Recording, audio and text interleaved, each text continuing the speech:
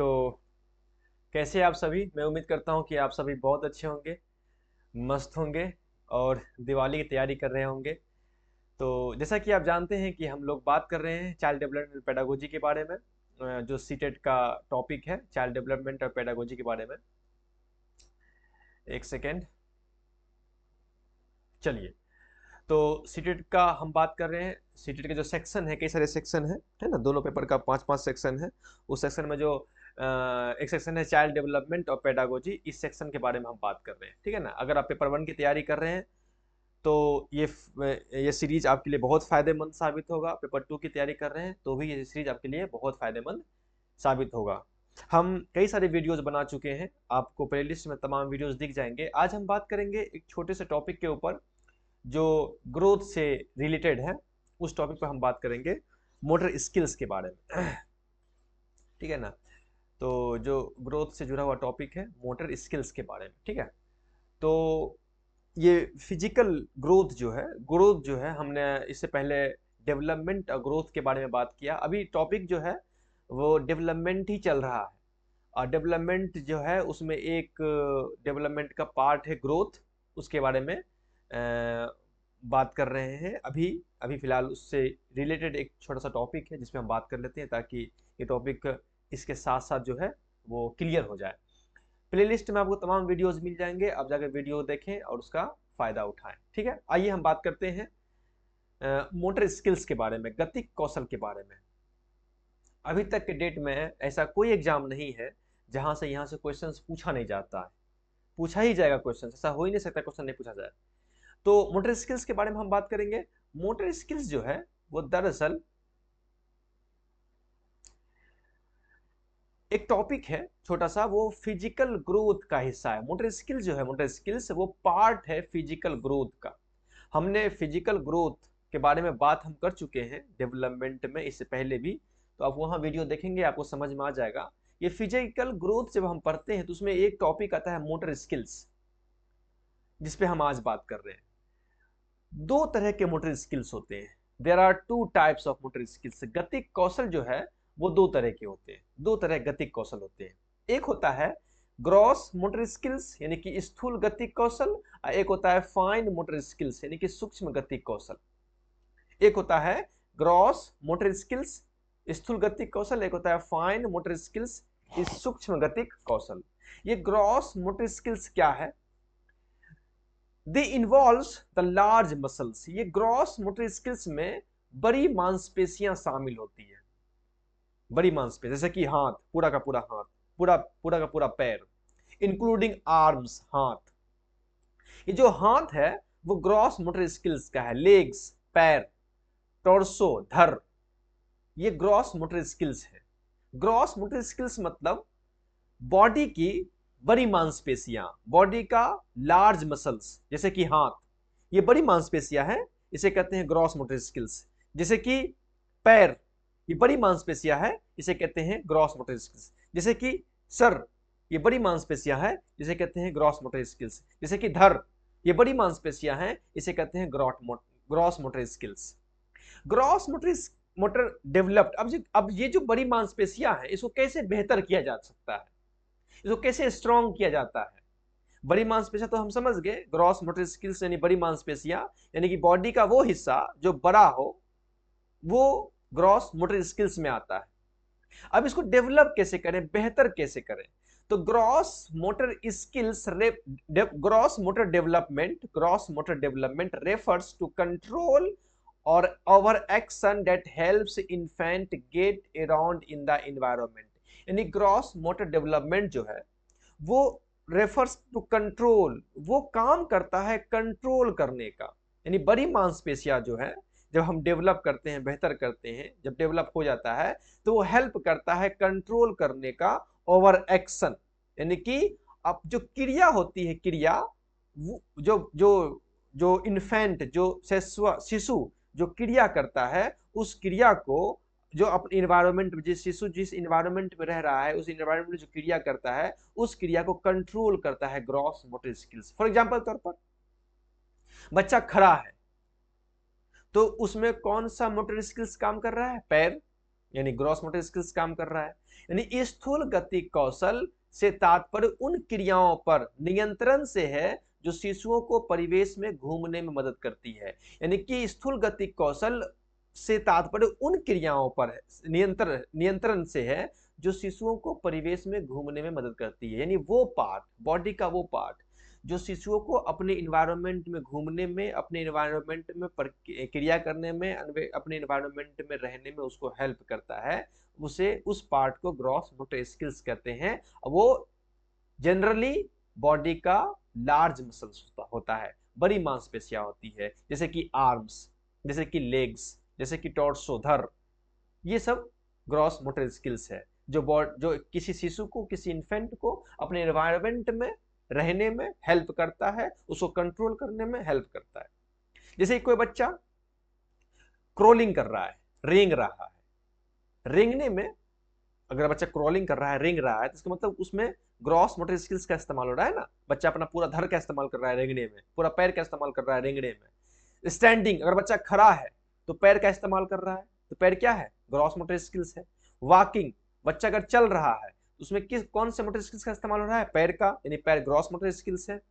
अगर बच्चा जंपिंग कर रहा है, कूद रहा है, तो उसमें कौन से मोटर स्किल्स का इस्तेमाल हो रहा है, यानी कि कूदने में पैर का इस्तेमाल हो रहा है।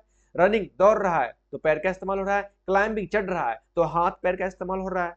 बच्चे किसी चीज को थ्रो कर रहा है, फेंक रहा है, और किसी को कैच कर रहा है, तो फेंकने में और पकड़ने में दोनों में हाथ का इस्तेमाल हो रहा है, यानी हाथ क्या है, ग्रॉस मोटर स्किल्स है। अगर बच्चा बैलेंस बनाया हुआ है, संतुलन बनाया हुआ है, तो संतुलन कैसे बनाएगा बच्चा, या तो हाथ से बनाएगा या तो पैर से बनाएगा, तो ये हाथ और पैर क्या है, ग्रॉस मोटर स्किल्स है। कोऑर्डिनेशन, अगर बच्चा समन्वय स्थापित किया हुआ है तो वो उसमें किसका इस्तेमाल करेगा, बच्चे को हाथ का इस्तेमाल करेगा, पैर का इस्तेमाल करेगा, तो ये ग्रॉस मोटर स्किल्स है। यानी कि ग्रॉस मोटर स्किल्स वो कौशल जो बॉडी का बड़ा पार्ट है, बॉडी का लार्जर मसल है, जिसके इस्तेमाल करके बच्चे जो है इन्वायरमेंट में अपने घूम सकते हैं, टहल सकते हैं, कोई क्रिया कर सकते हैं, जैसे कूद सकते हैं, चल सकते हैं, दौड़ सकते हैं, पहाड़ों पर चढ़ सकते हैं, किसी चीज को, बॉल को पकड़ सकते हैं, बॉल को फेंक सकते हैं, अपने बॉडी को संतुलन बनाए रख सकते हैं। ये तमाम क्रिया जो है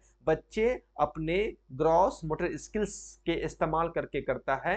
ये तमाम क्रिया बच्चे अपने बॉडी के लार्ज मसल्स का इस्तेमाल करके करता है।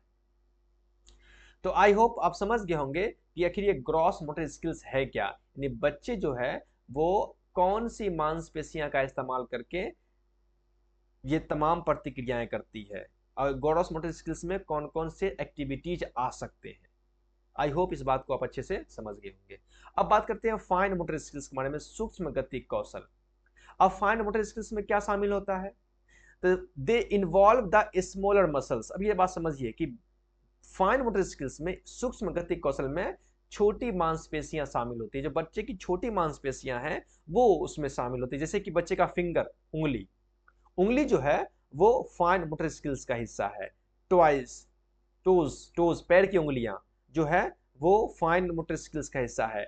आईज, आंख जो है वो फाइन मोटर स्किल्स का हिस्सा है। रिस्ट, कलाई जो है कलाई, ये पूरा हाथ जो है वो ग्रॉस मोटर स्किल्स है, लेकिन ये कलाई जो है वो रिस्ट, ये जो है फाइन मोटर स्किल्स का हिस्सा है। And other small parts of the body, body का अलग छोटा छोटा हिस्सा, जैसे कि कान, ये क्या है, फाइन मोटर स्किल्स है। जैसे कि आंख, ये फाइन मोटर स्किल्स है। जैसे कि टंग, ये फाइन मोटर स्किल्स है। जैसे कि फिंगर, ये फाइन मोटर स्किल्स है, फाइन मोटर स्किल्स है। तो ये सब चीजें हैं fine motor skills. The action that requires strong fine motor skills. अब बचपन में अक्सर इन फाइन मोटर स्किल्स को स्ट्रॉन्ग करने के लिए, मजबूत करने के लिए, बेहतर करने के लिए स्कूल में कई सारे एक्टिविटीज कराई जाती है बच्चे से, ताकि बच्चे का ये फाइन मोटर स्किल्स यानी बच्चे की छोटी मांसपेशियां बेहतर हो। अब क्या, अब इसको स्ट्रॉन्ग करना बहुत जरूरी होता है। जो प्ले स्कूल होते हैं उसमें बच्चे को ये फाइन मोटर स्किल्स को बेहतर करने में, डेवलप करने में, स्ट्रॉन्ग करने में कई सारी एक्टिविटीज कराई जाती है बच्चे से। जैसे कि बच्चे को दे देगा मिट्टी गीला करके, अब बोलेगा इससे कोई मूर्ति बनाओ, ये कोई स्टैचू बनाओ, तो बच्चे मूर्ति बना रहे हैं, स्टैचू बना रहे हैं, तो उसमें बच्चे किसका इस्तेमाल कर रहे हैं, फिंगर का इस्तेमाल कर रहे हैं। तो बच्चे का फाइन मोटर स्किल्स यानी फिंगर जो है वो स्ट्रॉन्ग हो रहा है, डेवलप हो रहा है, बेहतर हो रहा है। इस तरह से बच्चे को दे देंगे चैन, चैन का जिप या बटन लगाने के लिए, बटन लगाओ तो कॉलर में या शर्ट में बटन लगाएंगे बच्चे, तो उससे क्या होगा, फिंगर का इस्तेमाल करेंगे।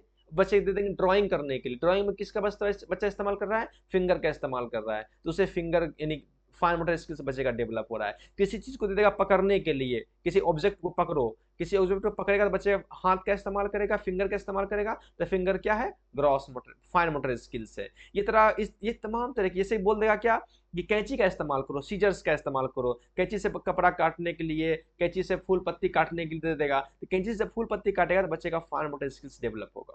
तो फाइन मोटर स्किल्स में बच्चे का ह्यूमन बॉडी का छोटा मसल शामिल होता है, स्मॉल मसल शामिल होते हैं, और उस स्मॉल मसल को बेहतर करने के लिए स्कूल में कई तरह की एक्टिविटीज कराई जाती है।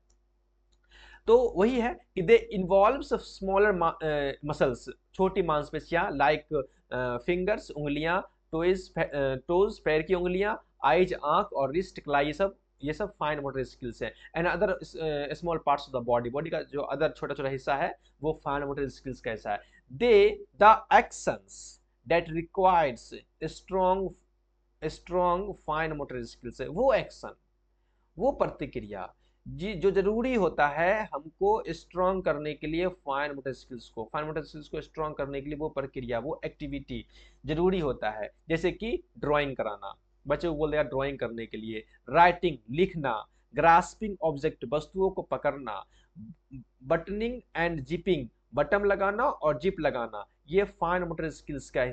यूजिंग सीजर्स कैंचियों का इस्तेमाल करना, एंड टाइपिंग करना, कीबोर्ड पर टाइपिंग करना, ये फाइन मोटर स्किल्स का है। इस तरह से बच्चे के फाइन मोटर स्किल्स को बेहतर किया जाता है। ये तमाम तरह की एक्टिविटी जो है ये फाइन मोटर स्किल्स के पार्ट्स होते हैं। तो आई होप आप समझ गए होंगे कि ये ग्रॉस मोटर स्किल्स क्या होता है और फाइन मोटर स्किल्स, यानी बॉडी में ग्रॉस मोटर स्किल्स क्या है और बॉडी में फाइन मोटर स्किल्स क्या है, और कौन कौन सी ऐसी एक्टिविटी है जिसमें ग्रॉस मोटर स्किल्स से इस्तेमाल होता है और कौन सी एक्टिविटीज में फाइन मोटर स्किल्स से इस्तेमाल होता है। आई होप अब इस बात को अच्छे से समझ गए होंगे। ठीक है, आगे आई होप अब इस बात को बहुत अच्छे से समझ गए होंगे। आगे आइए आगे बात करते हैं। अब ग्रोथ बात के लिए अब है एक टॉपिक और है जिससे कभी ऐसा हुआ नहीं है, जिससे एग्जाम पूछा नहीं गया है एग्जाम में, वो है principle of physical growth.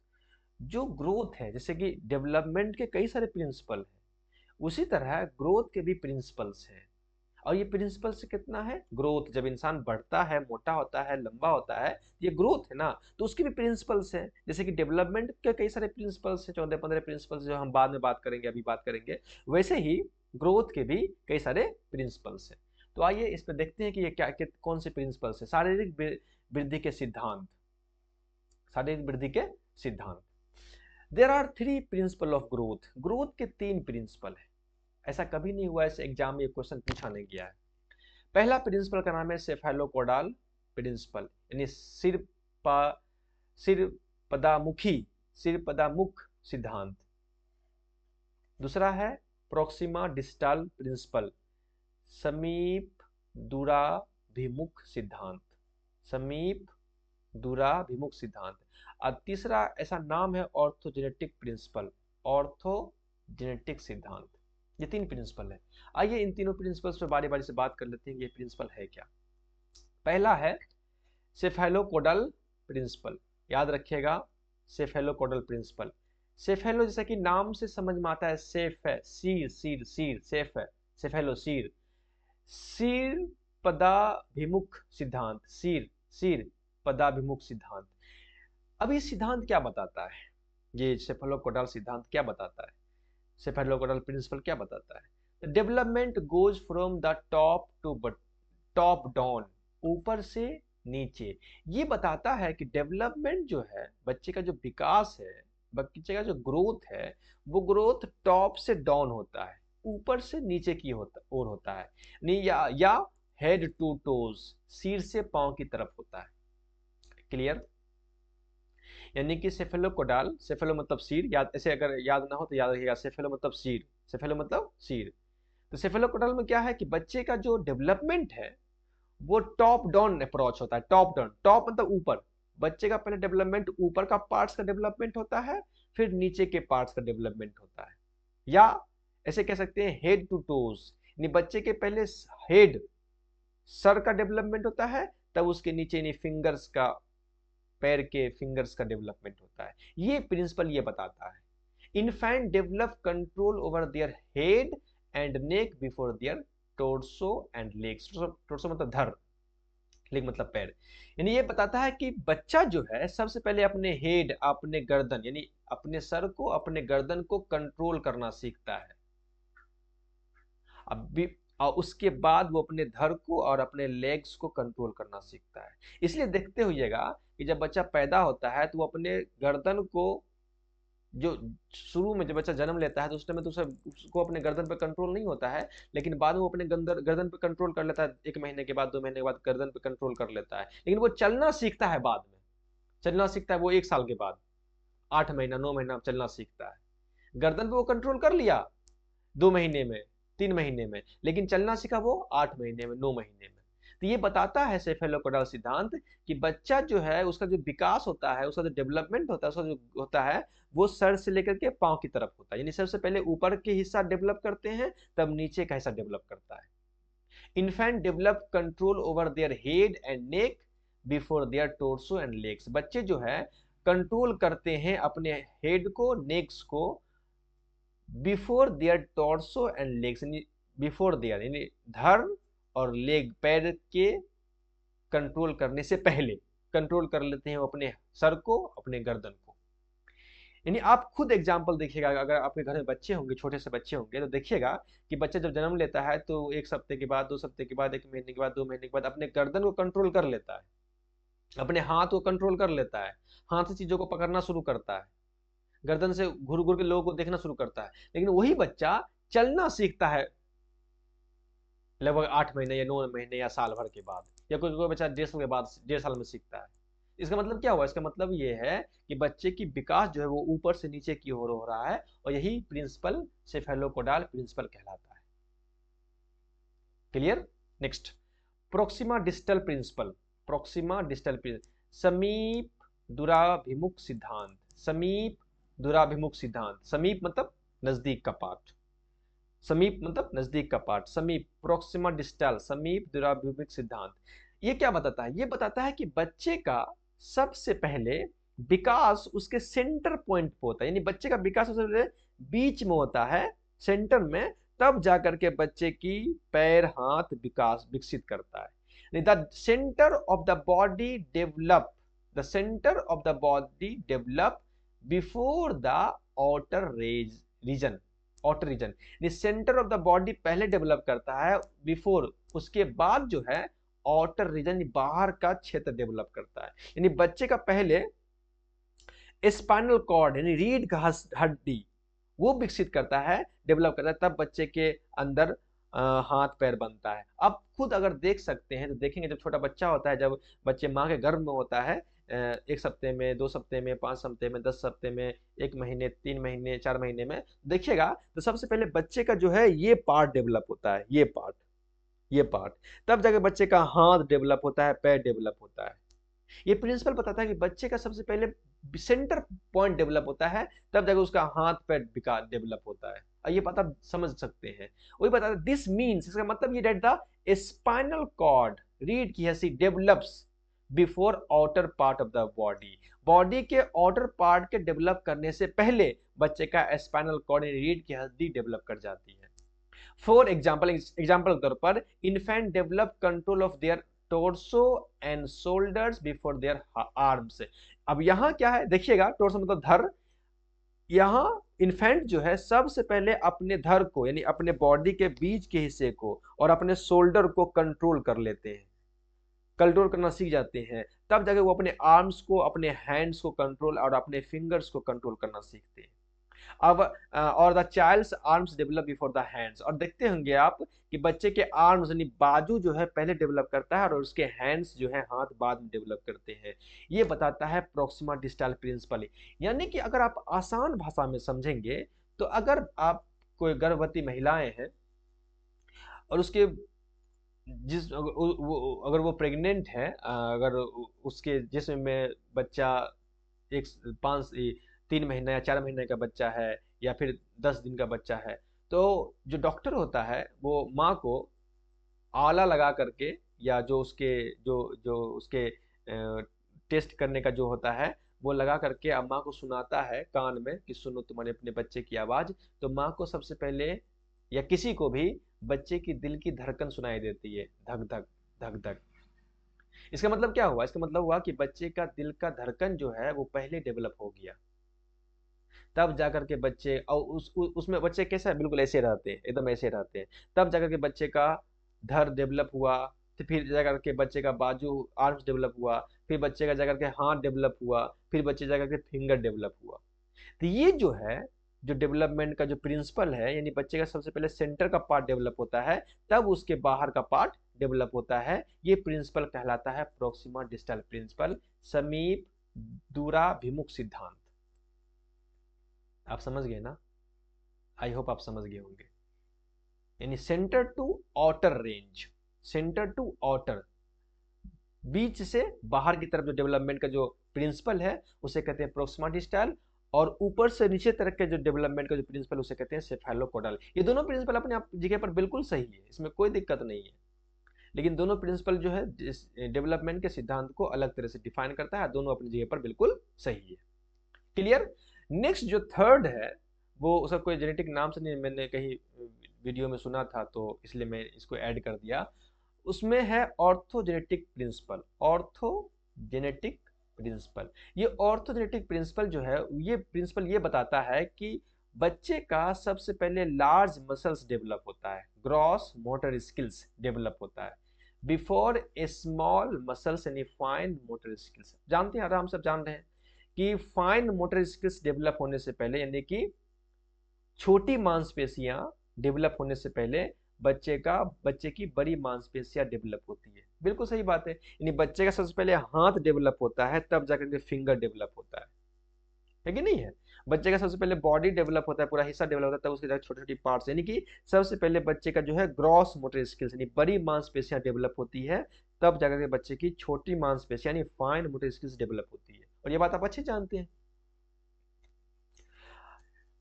Children learn how to perform gross motor skills walking before they learn to perform fine motor skills drawing। इसलिए देखते होंगे कि बच्चा जो है पहले टहलना सीख जाता है, तब जाके वो ड्राइंग करना सीखता है। टहलना सीखना मतलब क्या? चलना, पैर का इस्तेमाल करना, यानी पैर का इस्तेमाल मतलब क्या कि बच्चे पहले लार्ज मोटर स्किल्स का इस्तेमाल कर रहे हैं, तब जाकर के वो बच्चे 3 साल 4 साल के बाद, 2 साल के बाद वो पेंटिंग करना सीखता है, ड्राइंग करना सीखता है, यानी कि फिंगर का इस्तेमाल करना सीखता है। तो इससे यह मतलब बन रहा है कि बच्चे का सबसे पहले लार्ज मसल्स डेवलप होता है, तब जाकर के स्मॉल मसल्स डेवलप होते हैं, और इसे कहते हैं ऑर्थोजेनेटिक प्रिंसिपल। आई होप आप तीनों प्रिंसिपल समझ गए होंगे अच्छे से, और अपने कॉपी में जरूर नोट करेंगे।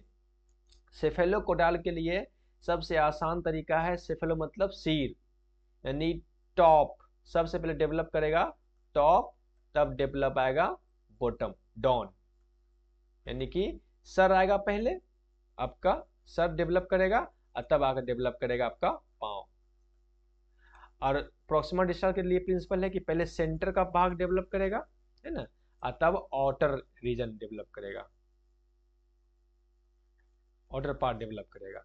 और ग्रॉस मोटर स्किल्स में है कि पहले बड़ी मांसपेशियां डेवलप करेगी, पहली बड़ी मांसपेशियां, तब करेगी छोटी मांसपेशियां डेवलप। यह 3 प्रिंसिपल्स है। तो आई होप ये बात को आप अच्छे समझ गए होंगे। इससे पहले हम अभी बात किए थे मोटर स्किल्स के बारे में, gross motor skills, fine motor skills, और इसी का एक प्रिंसिपल हम बात कर लिए। आई होप आप टॉपिक को अच्छे से जरूर समझ गए होंगे। नेक्स्ट वीडियो में हम इस दोनों टॉपिक से रिलेटेड कुछ क्वेश्चंस को देख लेंगे, ताकि आपको और आसानी से बात समझ में आ जाए। तब तक के लिए अपना ख्याल रखें, मिलते हैं फिर वीडियो में। नोट्स बनाते रहें, पढ़ते रहें, और मार्क्स अच्छे से अच्छे मार्क्स उठाने की कोशिश करें। फिर मिलते हैं नेक्स्ट वीडियो में, तब तक के लिए अपना ख्याल रखें। Okay, bye.